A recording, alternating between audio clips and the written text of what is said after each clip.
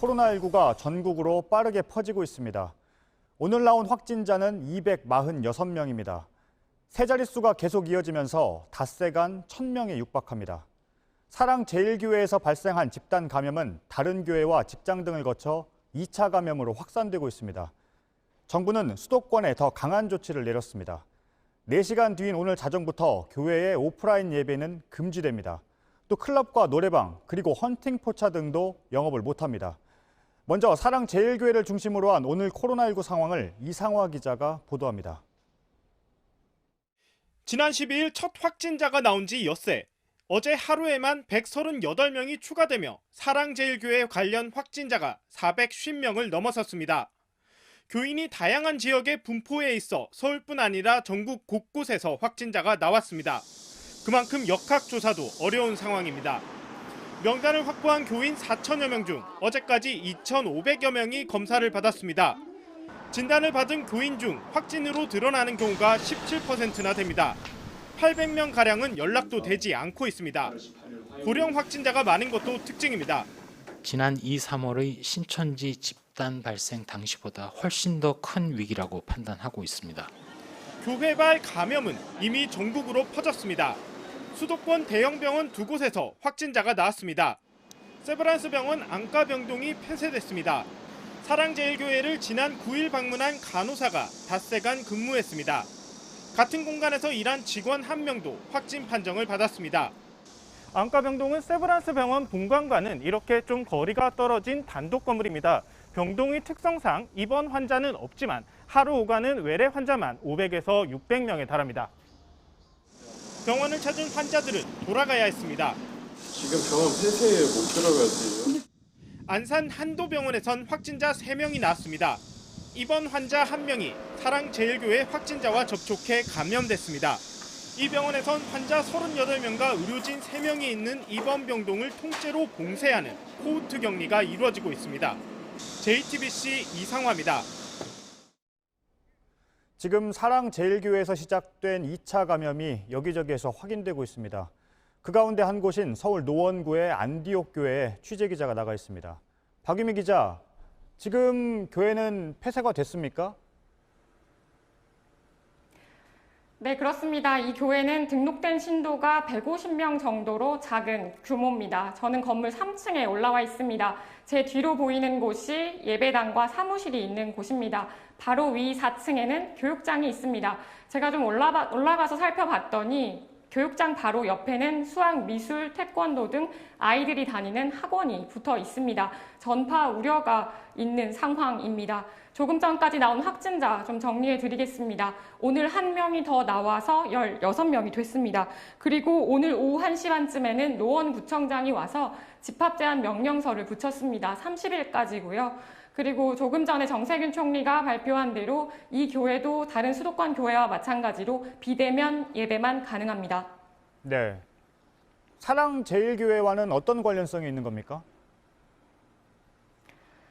네, 이 교회 첫 확진자 지난 14일에 나왔습니다. 그러니까 이 확진자는 지난 9일 이곳에서 열린 예배에 참석했습니다. 그런데 좀 알고 보니까 이 확진자 이에 앞서 지난 6일과 7일에 집과 가까운 사랑제일교회 새벽 예배에 참석했습니다. 그리고 이 교회는 지난 13일부터 15일까지 경기도 양평에서 수련회를 열었습니다. 신도 60명 정도가 참석했습니다. 청소년 수련회였고 대부분 어린 학생들이었습니다. 확진자가 나왔다는 소식을 듣고 검사를 받았습니다. 그리고 확진자 대부분은 증상이 없는 상태였습니다. 네. 그러니까 박 기자의 말에 따르면 9일 예배 그리고 그 이후에 진행된 수련회에서의 전파가 걱정이 되는 상황이네요. 네, 그렇습니다. 첫 확진자가 증상이 나타난 것이 지난 10일 무렵입니다.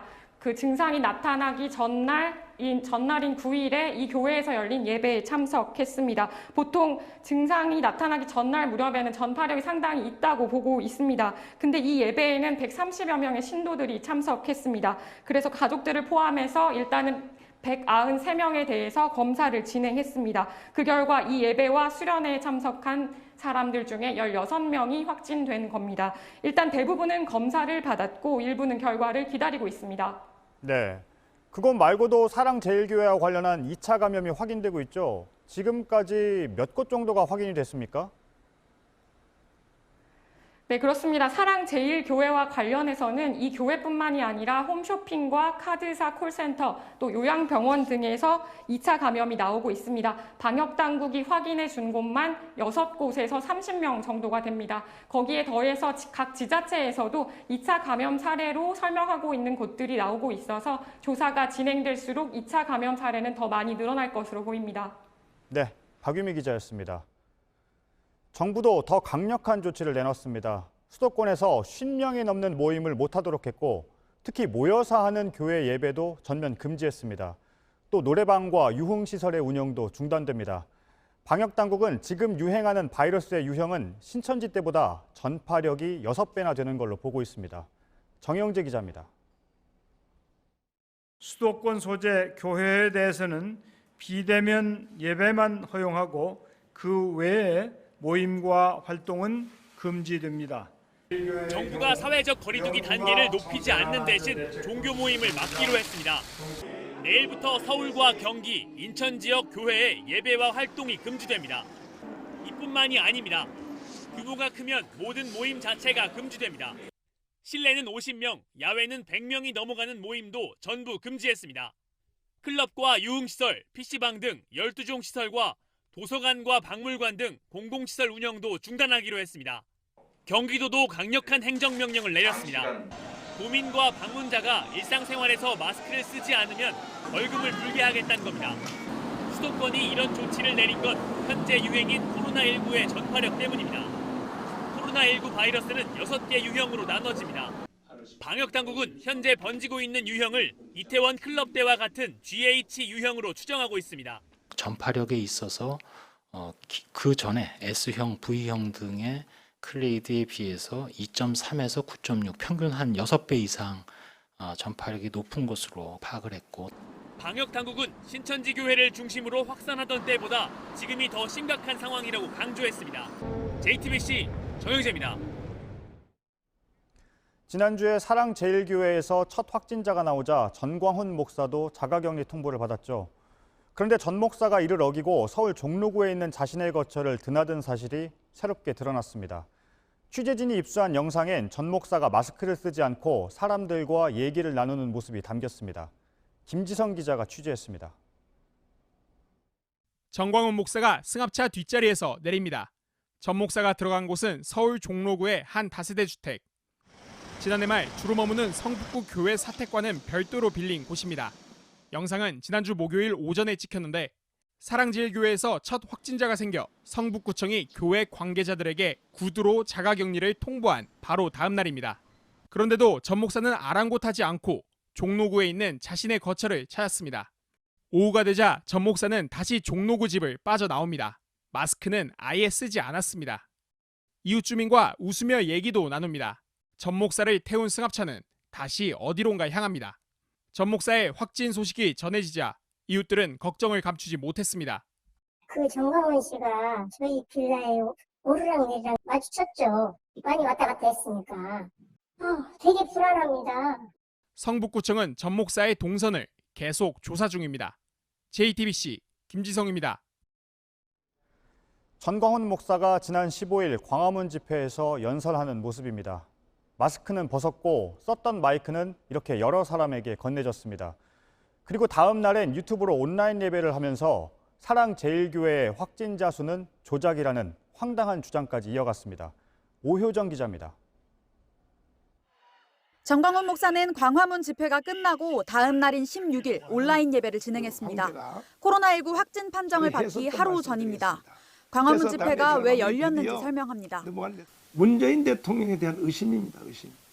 반드시 저 사람은 대한민국을 없애버릴 거다. 해체하고. 모두 국가를 위한 마음으로 나왔다고 강조합니다. 어제도 이 나라를 사랑하고 대한민국을 사랑하고 자유민주주의, 자유시장경제, 한미동맹, 기독교 입국론 이것을 꼭 지켜내겠다고 하는 국민들이 자신이 자가격리 상태라고 하면서 직접 열을 재기도 하지만 결과는 보여주지 않습니다. 어제 또 하루도 결국 거기에 연설 못 나게 하려고 자가격리를 시켜서 나를 밖에 못 나게 하려고 하는 거죠. 전 정상이에요, 정상. 그래서 별 방법으로 이제 나를 지금 통제하려고 하는데 사랑제일교회 집단 감염도 조작이란 주장입니다.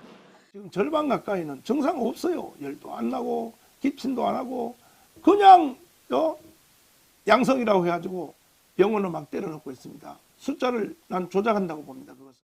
또 자신의 재수감을 촉구하는 청와대 국민청원이 올라온 것에 대해서도 언급했지만 보석 조건을 어긴 것이 없다는 주장을 이어갔습니다. JTBC 오혜정입니다.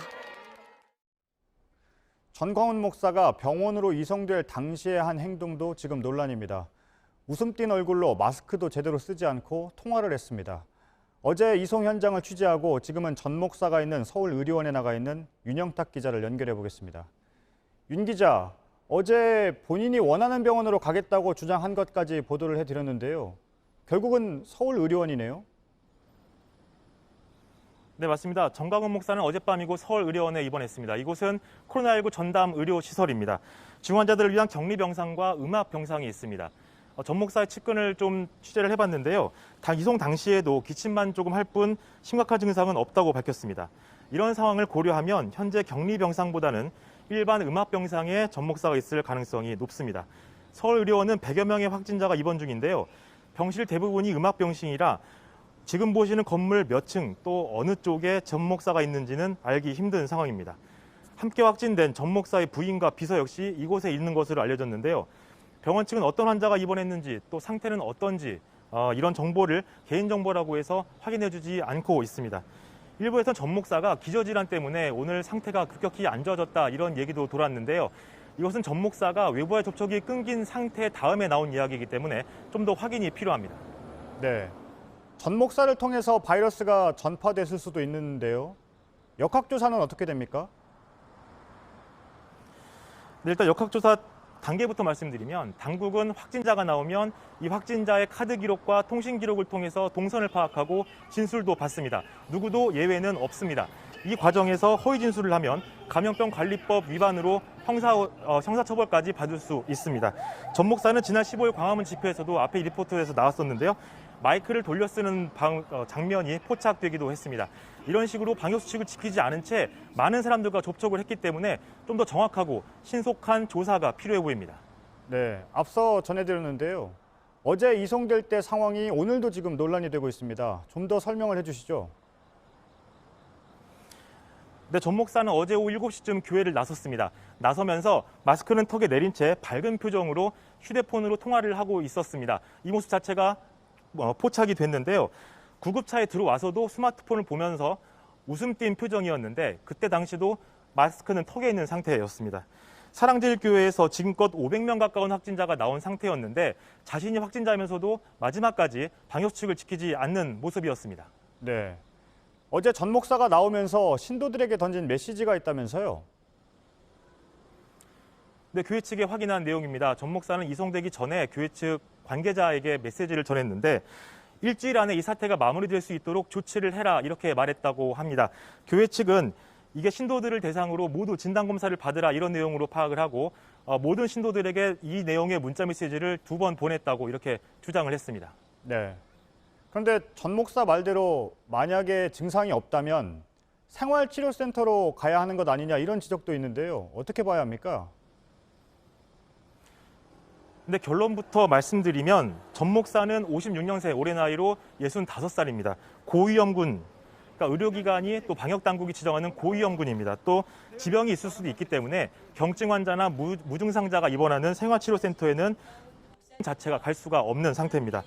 또 상태가 빨리 호전되면 퇴원은 최소 열흘 이후부터는 가능한 상태입니다. 하지만 이 역시 방역당국이 정해놓은 여러 가지 진단검사를 거쳐야 되기 때문에 지금 현재 상황으로는 확신을 할 수는 그 시점을 장담할 수는 없는 상태입니다. 네, 서울의료원에서 윤영탁 기자였습니다. 전광훈 목사는 지금까지 극우 집회를 이끌었고 이 교회의 신도들은 전국에 흩어져 있습니다. 사랑제일교회에서 비롯된 집단 감염이 특히 위험한 이유이기도 합니다. 실제로 전북과 강원, 경북의 신도들 중에서도 확진자가 잇따라 나와서 지역사회가 비상에 걸렸습니다. 정진명 기자입니다.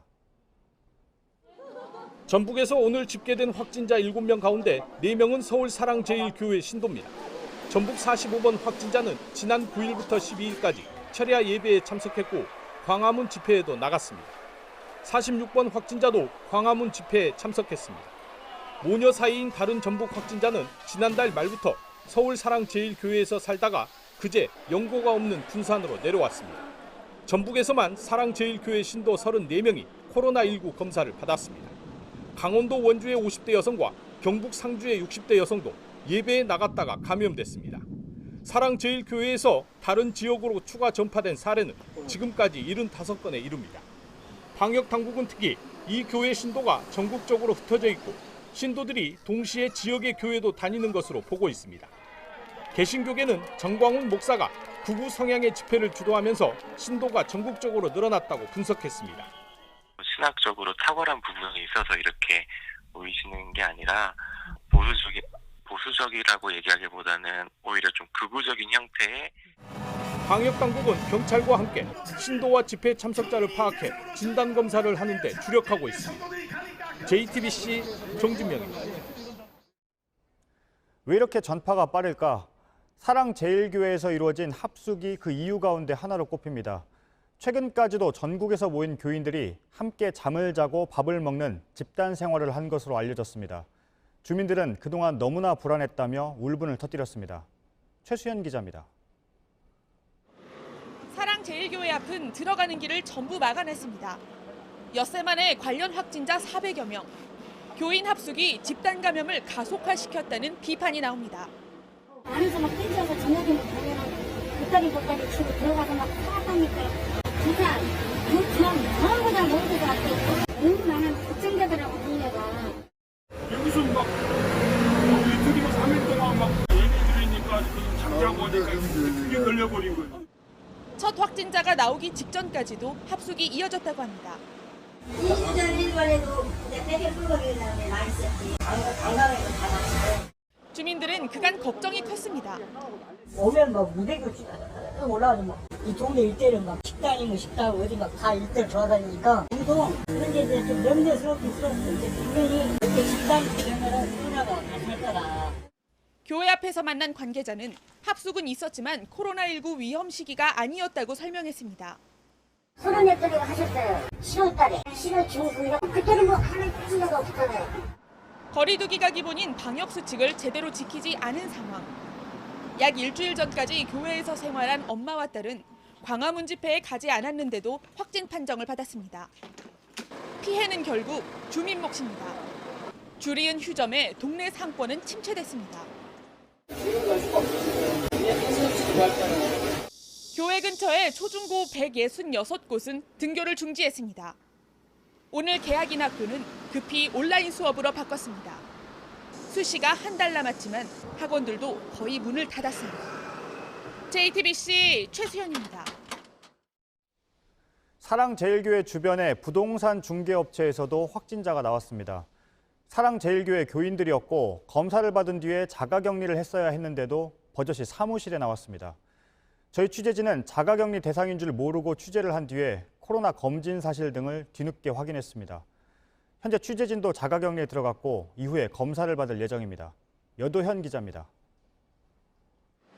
전광훈 목사가 이끄는 사랑제일교회 주변의 한 공인중개사 사무실입니다. 이곳에선 오늘 확진자가 나왔습니다. 모두 사랑제일교회 교인이었습니다. 이들은 어제 검사를 받았습니다. 하지만 오늘도 사무실에 나와 있었습니다. 의심자는 검사를 받고 자가격리를 해야 하지만 방역수칙을 어긴 겁니다. 사무실에서 마스크도 쓰지 않았습니다. 취재진은 이들이 코로나 검사를 받았다는 사실을 뒤늦게 전해 듣고 전화로 확인했습니다. 코로나 검사를 어제 받으시고 아직 결과가 안 나오신 상태라고 들었습니다. 예.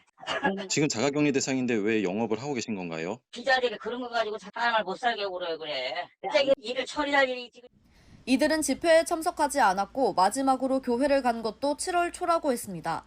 사랑제일교회 교인들 중 확진자가 부동산을 방문하면서 감염된 것이라고 주장했습니다. 그러면서 확진으로 병원 입원 등 격리가 되면 부동산 거래 신고를 못할까 봐 자가격리 기간이지만 나왔다고 해명했습니다. 저희가 문자를 이사한테 다 보냈는데 그분이 원래 들어갔어야 되는데 이게 안 들어간 것 같아요. 이송 요청했거든요. 병원으로 이송 요청을 하려고 하루 종일 걸려요. 감염병 예방법에 따르면 자가격리를 위반할 경우 1년 이하의 징역 또는 1,000만 원 이하의 벌금에 처합니다. JTBC 여도윤입니다. 사흘 전 광화문에서 열린 집회에는 코로나19에 감염된 사람이 적어도 10명에서 많게는 40명까지 다녀갔던 걸로 파악됐습니다. 집회 현장에서 체포된 사람도 확진 판정을 받아서 유치장이 폐쇄됐고 또 집회 현장에 투입된 일부 경찰들도 의심 증상을 호소하고 있습니다. 공다솜 기자의 보도입니다. 지난 주말 열린 광화문 집회엔 경찰 수산으로 전국에서 10,000명에 가까운 시민이 모였습니다. 방역당국은 이곳에 최소 10명의 코로나19 확진자가 다녀간 걸로 보고 있습니다. 또 동선이나 휴대폰 기지국 추적 등을 통해 최대 40명까지 다녀간 것으로 의심하고 있습니다. 이들은 사랑제일교회와 관련된 사람들로 방역당국은 추가적인 감염을 우려했습니다. 광화문 집회로 인한 연쇄 감염의 파장은 서울 곳곳으로도 퍼졌습니다. 집회 현장에서 체포돼 강남경찰서 유치장에 머물던 남성도 오늘 코로나19 확진 판정을 받았습니다. 이 때문에 호송과 유치 과정에서 남성과 접촉한 36명에 대해 검사를 진행했습니다. 집회 질서 관리를 위해 투입된 6천여 명의 경찰 병력 중에도 코로나 의심 증상을 호소하는 이들이 나왔습니다. 의경과 기동대원 등 6명이 검사를 받았고 이 중 4명이 음성 판정을 받았습니다. 하지만 잠복 기간과 무증상 확진자가 있을 수 있어 안심할 수는 없습니다. 이에 따라 경찰은 방역당국과 내일부터 집회 현장에 투입된 경찰들에 대해 코로나 감염 전수조사에 나설 예정이라고 밝혔습니다.